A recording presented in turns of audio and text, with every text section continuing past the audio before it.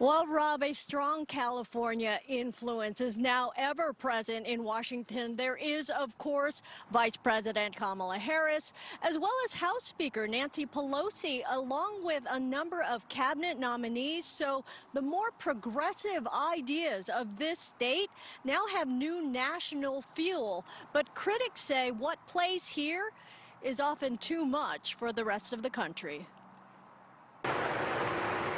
From phasing out gas-powered cars to decarbonizing the electricity grid to pushing for reforms in a gig economy, California has been at the forefront of many policy issues, and innovation is a staple here.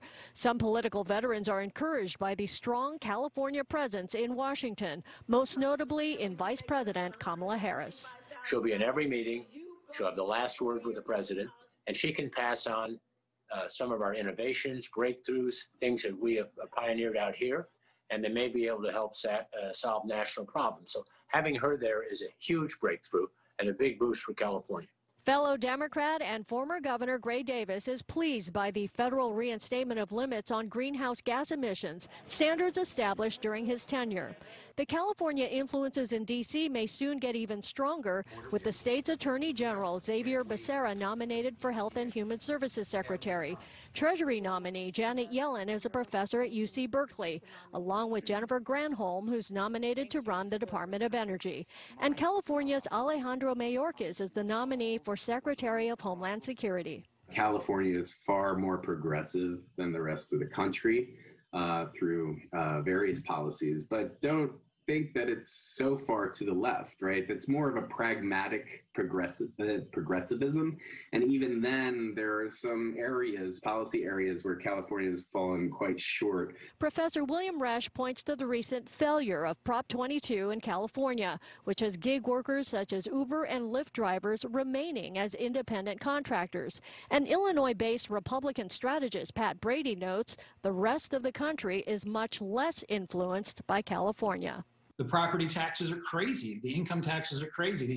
You buy gas in California, it's $1.50 more expensive than anywhere in the country. So when you enact regulations, no matter if it is a good public policy argument maybe, that actually drive people out of your state, that's going to be way too radical for the rest of the country. Some ideas will be picked up and applied pretty easily to the rest of the country, but there will have to be some adjustment by these appointees to understand they're no longer in California. Not all our ideas work, but many of them do, and at least we'll get to put our 2 cents in and hopefully solve a few problems.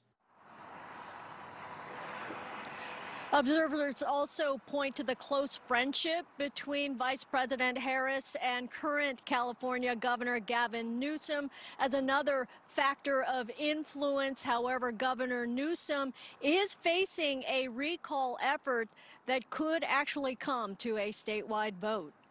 Reporting live from L.A., Nancy Liu, News Nation.